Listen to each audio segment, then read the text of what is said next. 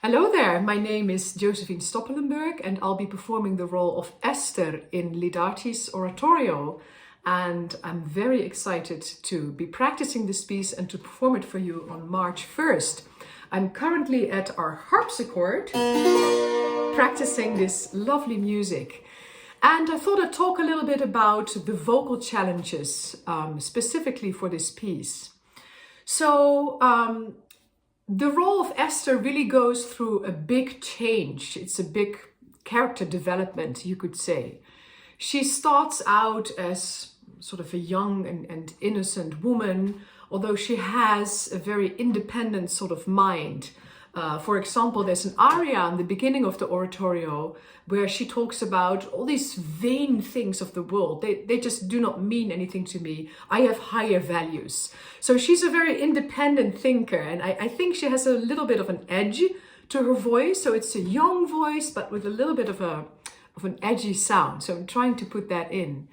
And then throughout the piece, she has a big development. She is basically thrust into this role of becoming a queen and then becoming the savior for her people.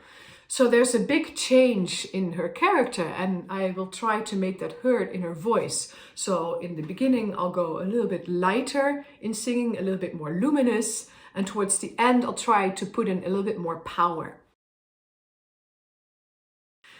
When you train to become a professional singer, there's a lot of attention for the different languages.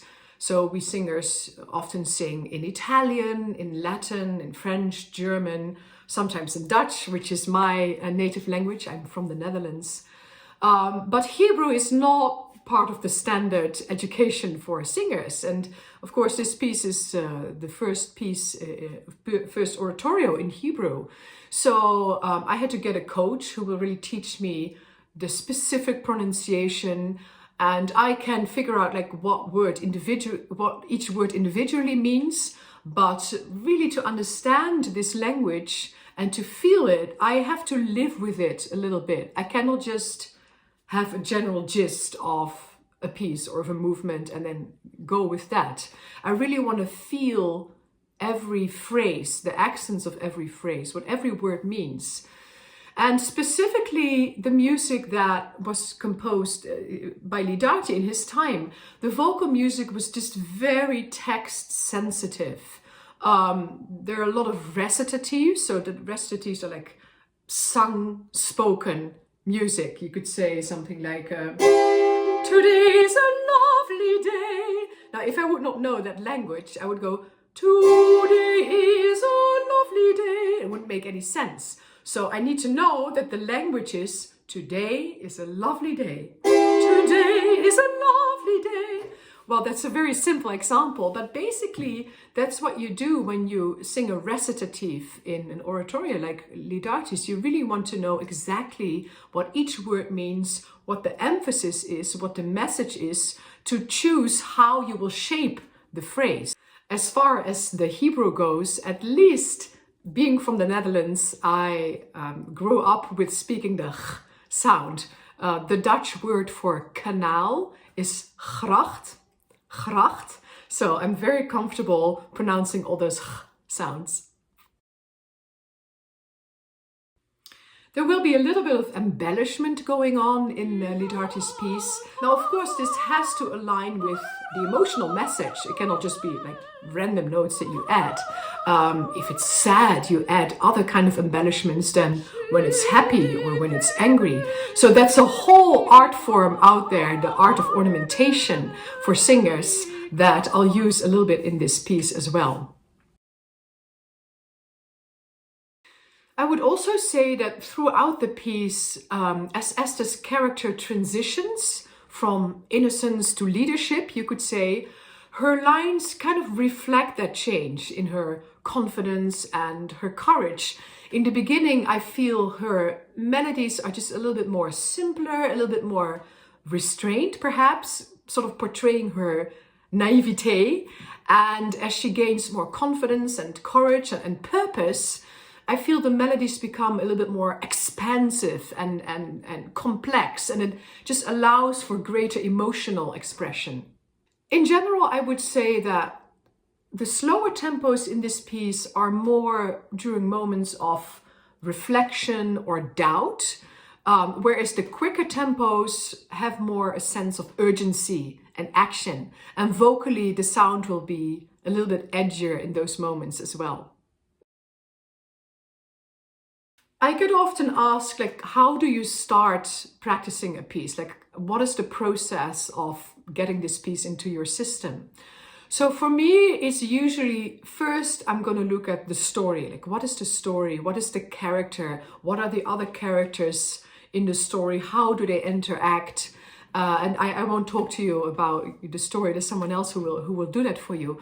But really understanding the motives, why does this person act the way they do, is very important, because it will also decide what kind of vocal color I will use. Now, this is something that I think we're not always aware of that singers do. So, for example, if you talk to your spouse or to your friend, you will have a certain color in your voice. If you're happy to see him, you'll go, "Oh, I'm so happy to see you," which is a very sort of light, happy sort of sound. If you're not so happy, it's like, "Oh, there you are again." That's a very different, edgy sort of sound. Or if you're very sad, like, "Oh, I haven't seen you in so long." It's a very dark sort of sound. So as singers, we use a little bit of those colors that we naturally use when we talk and sort of infuse our voice with that when we perform a piece.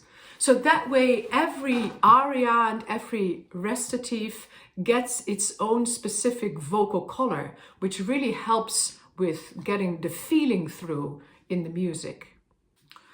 Once I know a little bit more about the story, I will just look into the notes. You know, I have to get the notes into my brain and into my voice. There is a while for singers that you just sort of have to find the right placement for the voice. It basically means you set the voice in a way that it just sounds the best. And for every note, that's a little bit different. For every vowel, it's a little bit different. So that just takes some time to get that into your system. And the longer you sing, the more second nature that becomes, so the easier it gets. But it always takes some time, especially if it's a piece that is new, that you haven't sang before. And then, of course, the language is a huge part of it. So sometimes I look more at the notes first, sometimes I look more at the language. In Baroque music, and I would say classical and early classical specifically, I will always look at the text first, because the music is really shaped after the text. So in this case, because it's Hebrew, it's a little bit more difficult, because I first really need to figure out what each word means, how to pronounce it, and what the context is in the phrase. So it's definitely a more time-consuming process in this case. But that's also a wonderful part of the studying process, because you really live from the language and try to have the music naturally flow from the language. Different arias have different difficulties. Some arias are very quick, have a lot of quick notes in them. Others are very slow and sustained, and that asks for a slightly different technique. Some pieces ask for a great breath control over long phrases. Others ask for a quick sort of little puffs of air when there's a lot of small and quick notes. So depending on the aria, I'll practice it in different ways. When it's a piece that has been recorded, that definitely makes my life easier, because I can listen to what the other people have done interpretation-wise with it. In general, I try to really make my own vision of it. I would just play it on a harpsichord or piano and try to imagine what I would do with it. That being said, it's helpful in the studying process when you have a recording that has the instruments under it, so you can really hear the colors that the composer had in mind. And that also tells me like where I should sing a little softer, where I should sing louder. Like if there are brass instruments, I know, okay, I have to give a little bit more sound. When it's strings in a certain range, I know I can go a little bit softer. So it really depends on the balance, really depends on what instruments there are. Now, I'm not the only one singing, and I'm really excited to hear the other singers. And there's a lot of interaction going on, a lot of the recitatives where we are sort of talk singing to each other, and some duets. and then the choir is singing in it. So it's also finding the colors that blend with the other singers. The balance should be right, and that's basically the process. Everyone learns their own part. You do with it what you can, and then when we all get together to rehearse, we try to get this communal vision of the piece, so to speak, and also figure out the balance, that everything is aligned properly. And I cannot wait to hear the other musicians and experience the magic of this really wonderful and unique piece, to hear it come together on March 1st. Hope to see you then.